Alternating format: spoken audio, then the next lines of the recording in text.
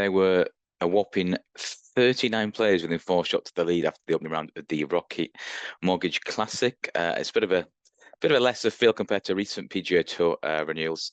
Ricky Fowler was going really well at one stage. He's around the 12 to 1 mark. He was 7 under entering the last 2 holes. Had a bit of a dodgy stomach and really needed to go to the loo.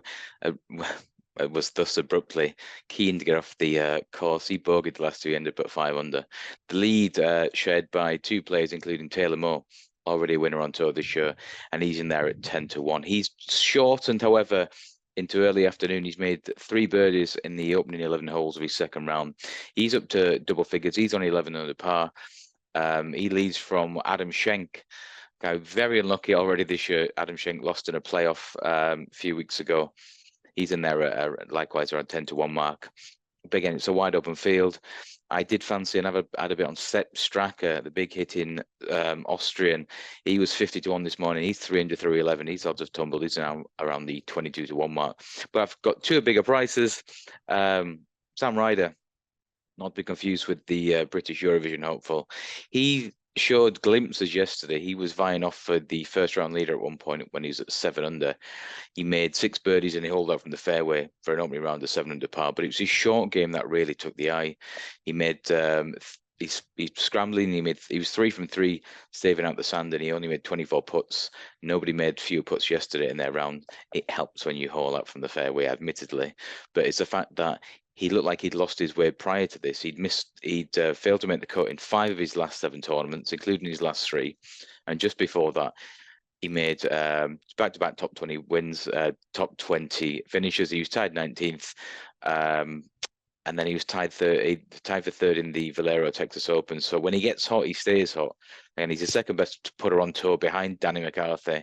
He played really well last week. Probably should have gone a bit closer. He's 15 under after 2 rounds. Couldn't get near Keegan Bradley due to a dodgy 3rd round. But yeah, in these types of tournaments where it's a little bit soft, you see everyone making decent scores. You got to be able to putt, putt for doors, they say on tour. And his flat stick started hot. Hopefully he stays that in this afternoon. He's 33 to 1 with Bet365 entering the second round. He'll be teeing off around 7 o'clock UK time. I think he'll go close. And another one at 33 to 1. I'm a big fan of Chris Kirk. I've been a big fan of him for a long time. He battled demons for a long time, but has come back better than ever on tour this year. A winner of the Honda Classic, winning a playoff when he probably should have wrapped it before then as well, being honest. He started the season in tremendous form. He made 4 or 5 top 10 finishes. He's had a wobble recently, but he's been playing in much stronger events, in the Charles Schwab, in the US Open, the Memorial. This is a bit of he's back in calmer waters now. And Chris Kirk, he's already banked $3.5 million this year. I think he's good for a few quid this week.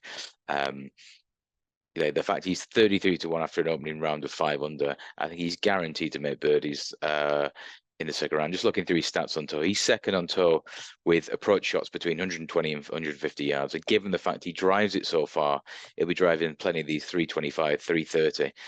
Given the fact that these are 450 yard par fours for these guys on tour, it's a doddle. They're flicking a wedge in, and there's no better bar one than Chris Kirk. So Chris Kirk and Sam Ryder, both of me, 33 to 1 entering the second round of the Rocket Mortgage Classic. Fingers crossed we can get a bit of place money. 14-1 winner last week with Keegan Bradley leading pretty much wire to wire throughout. So fingers crossed we can have another couple of decent tips this evening.